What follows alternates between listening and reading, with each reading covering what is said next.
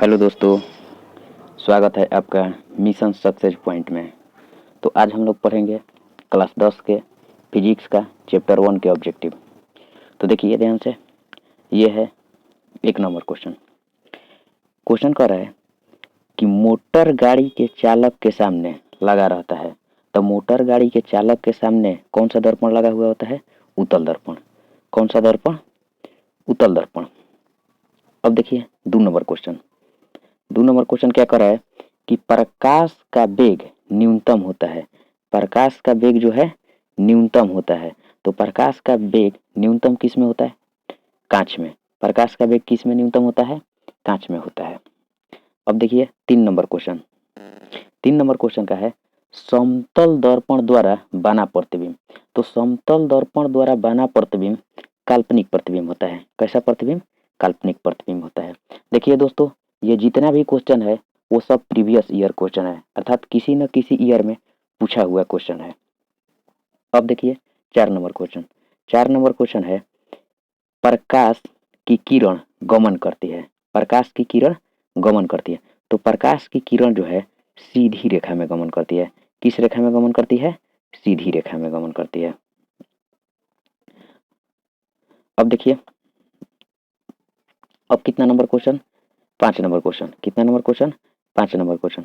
तो 5 number question क्या कर रहा है? प्रकाश की किरणों का पथ दर्शाने वाले चित्रों को कहा जाता है। तो प्रकाश की किरणों को पथ को दर्शाने वाले चित्र को क्या कहा जाता है? किरण आरेख। क्या कहा जाता है? किरण आरेख। अब देखिए क्वेश्चन 6 नंबर। क्वेश्चन नंबर 6 क्या है कि प्रकाश के किरणों के समूह को क्या कहा जाता है? तो प्रकाश के किरणों के समूह को किरण पुंज। देखिए 5 नंबर क्वेश्चन और 6 नंबर क्वेश्चन देखिए ध्यान से। 6 नंबर क्वेश्चन क्या कर रहा है कि प्रकाश के किरणों के समूह को, जबकि 5 नंबर क्वेश्चन क्या कर रहा था कि प्रकाश की किरणों के पथ को दर्शाने वाले चित्र को। तो ध्यान दीजिएगा कि प्रकाश के किरणों के पथ को दर्शाने वाले चित्र को किरण आरेख, जबकि प्रकाश के किरणों के समूह को किरण पुंज कहते हैं। अब आइए 7 नंबर क्वेश्चन। 7 नंबर क्वेश्चन का है निम्नलिखित में कौन सा पदार्थ लेंस बनाने के लिए प्रयुक्त नहीं किया जाता है? तो लेंस बनाने के लिए देखिए ध्यान से, नहीं किया जाता है बोल रहा है। तो किस पदार्थ का प्रयोग लेंस बनाने के लिए नहीं किया जाता है? तो मिट्टी का। प्लास्टिक का भी हम लोग कांच बनाने के लिए करते हैं, कांच का भी करते हैं और जल का भी करते हैं, जबकि मिट्टी का उपयोग लेंस बनाने के लिए नहीं किया जाता है। अब देखिए क्वेश्चन 8 नंबर। 8 नंबर क्वेश्चन का है किसी दर्पण से हमेशा किस दर्पण से हमेशा वस्तु से छोटा प्रतिबिंब प्राप्त होता है? कहने का मतलब है कि किस दर्पण से हमेशा वस्तु से छोटा प्रतिबिंब बनता है? तो उत्तल दर्पण जो है, उत्तल दर्पण से हमेशा वस्तु से छोटा प्रतिबिंब बनता है। अब देखिए ध्यान से 9 नंबर क्वेश्चन। 9 नंबर क्वेश्चन है किस दर्पण से वस्तु का बड़ा प्रतिबिंब बनता है? तो अवतल दर्पण से वस्तु का प्रतिबिंब बड़ा बनता है। तो ध्यान दीजिएगा क्वेश्चन नंबर 8 और 9। 8 नंबर का क्वेश्चन कर रहा है कि किस दर्पण से हमेशा जो है कौची वस्तु से छोटा प्रतिबिंब बनता है? तो उत्तल दर्पण। इसीलिए उत्तल दर्पण का उपयोग गाड़ियों में साइड मिरर के रूप में किया जाता है। जबकि क्वेश्चन नंबर 9 का कह रहा है कि किस दर्पण से वस्तु का प्रतिबिंब बड़ा प्राप्त होता है? तो यह होगा अवतल दर्पण। इसीलिए इसीलिए जो है दाढ़ी बनाने के लिए या हजामती दर्पण के रूप में अवतल दर्पण का प्रयोग होता है। तो ये दोनों क्वेश्चन 8 नंबर और 9 नंबर क्वेश्चन आप लोग हमेशा ध्यान में रखिएगा। 10 नंबर क्वेश्चन देखिए। 10 नंबर क्वेश्चन क्या करे कि प्रकाश के परावर्तन के कितने नियम है? तो प्रकाश के परावर्तन के कितने नियम है?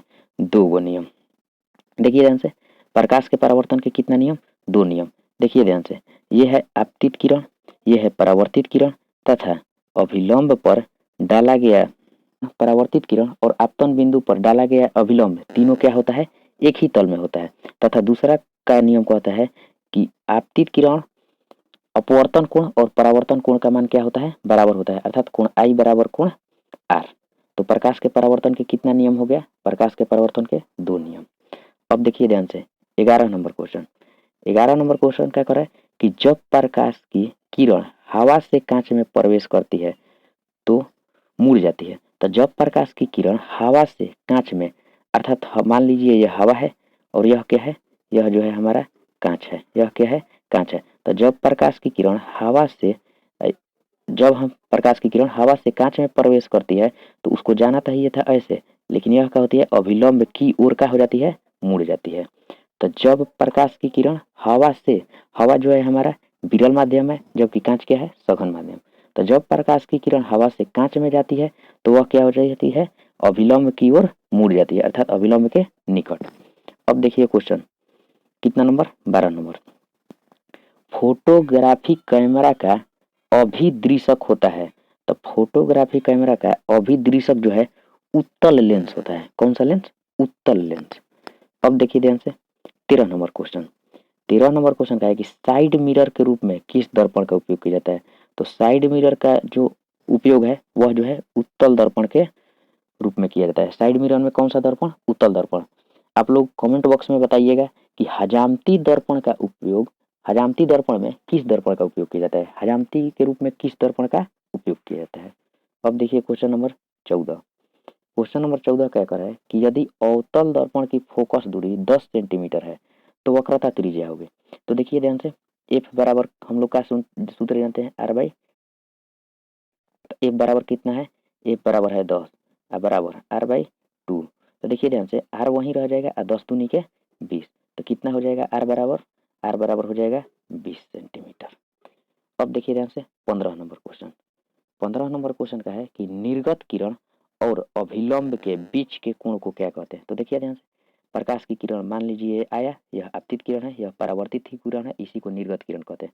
और अभिलंब, अभिलंब के यह जो कोण कह रहा है इसके बीच के कोण को क्या कहते हैं, तो इसको क्या कहते हैं, इसको कहते हैं परावर्तन कोण। कौन सा कोण कहते हैं, परावर्तन कोण।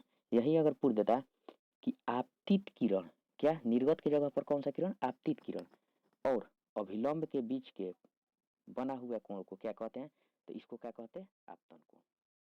क्वेश्चन नंबर 16 देखिए, क्वेश्चन नंबर कितना, 16। तो क्वेश्चन नंबर 16 क्या कर रहा है कि परावर्तन के नियम से निर्धारित होता है।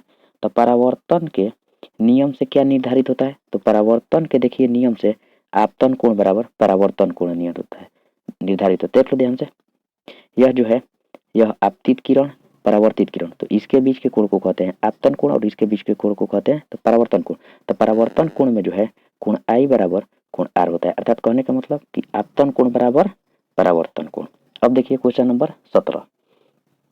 क्वेश्चन नंबर 17 क्या कहता है कि काल्पनिक प्रतिबिंब होता है। तो काल्पनिक प्रतिबिंब जो है होता है क्या, सीधा। काल्पनिक प्रतिबिंब कैसा होता है, सीधा। अब देखिए 18 नंबर क्वेश्चन। 18 नंबर क्वेश्चन का है कि सर्च लाइट के परावर्तक सतह होता है। तो सर्च लाइट के परावर्तक सतह कैसा होता है, तो सर्च लाइट का परावर्तक सतह होता है अवतल दर्पण। क्या होता है, अवतल दर्पण। अब देखिए ध्यान से 19 नंबर क्वेश्चन। 19 नंबर क्वेश्चन क्या कर रहा है कि दाढ़ी बनाने में कौन सा दर्पण प्रयुक्त होता है। तो दाढ़ी बनाने में पीछे भी बता चुके हैं कि दाढ़ी बनाने में कौन सा दर्पण, अवतल दर्पण। देखिए अवतल लेंस भी रहेगा ऑप्शन में, लेकिन यह गलती मत कीजिएगा, अवतल लेंस नहीं होगा, हमारा क्या होगा, अवतल दर्पण होगा। तो इसको हटा दीजिए। तो देखिए ध्यान से, अब देखिए 20 नंबर क्वेश्चन। 20 नंबर क्वेश्चन का है सरल सूक्ष्मदर्शी का उपयोग, सरल सूक्ष्मदर्शी में किसका उपयोग किया जाता है। तो सरल सूक्ष्मदर्शी में किसका उपयोग किया जाता है, तो सरल सूक्ष्मदर्शी में उत्तल लेंस का उपयोग किया जाता है। किसका, उत्तल लेंस का। तो थैंक्स दोस्तों इस वीडियो को देखने के लिए। मिलते हैं हम अगले